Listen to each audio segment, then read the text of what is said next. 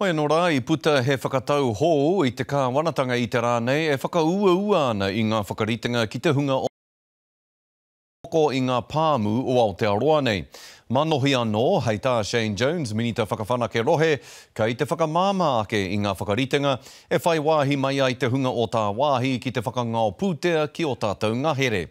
Ko Jones hoki te minita I ngā take ngahere, hei tāna e tutuki ai te whāinga kia tō te kotahi piriona rākau, me whai tātou I te pūtea e ahu mai ana I tā wāhi.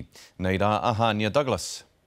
Ahakoa ko tā te kāwanatanga hou, he ata tohui ngā kaiwhakangao rāwaho ka whai wāhi mai ki Aotearoa. Kua kuhu ngā rawa ngahere ki te puna umanga ka heitia mai. Kua oti te tahi rete te tono, kia whakamāhutia ai te huarahi, mo te hunga o rāwahi hari pūtea mai ana mo ngā ngahere te take.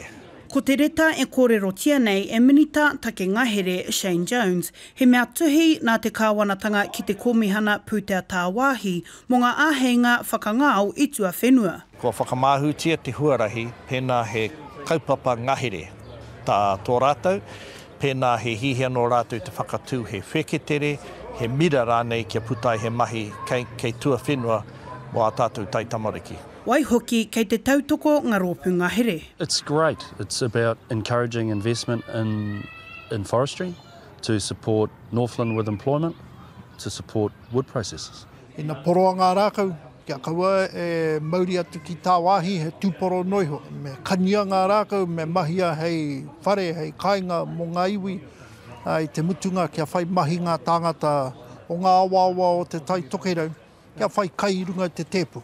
Kua roa te pāti o Aotearoa tuatahi e whakahea nei te whai wāhi mai o ngā kaiwhakangao rāwaho ki ngā whenua o Aotearoa. He oi anō, hei tā Jones e he nui ngā painga o tēnei whakaritenga. Me pēhea rānei ngā rākau e mātotoru ai, pēnā kāhore he pūtea e kitea.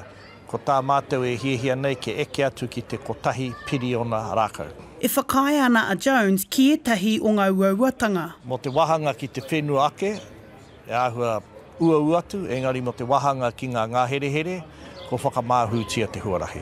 Engari ko te mea pai ki ngā iwi, ka noho ko rātau hei kaupupuri I ngā reina. Oh, look, we've got a lot of challenges going forward, but having a minister that actually cares and that is from Northland, it's really going to help us going forward. I runga I te tūmanako kia tupu tonu tēnei rāngai hei oranga mo te iwi.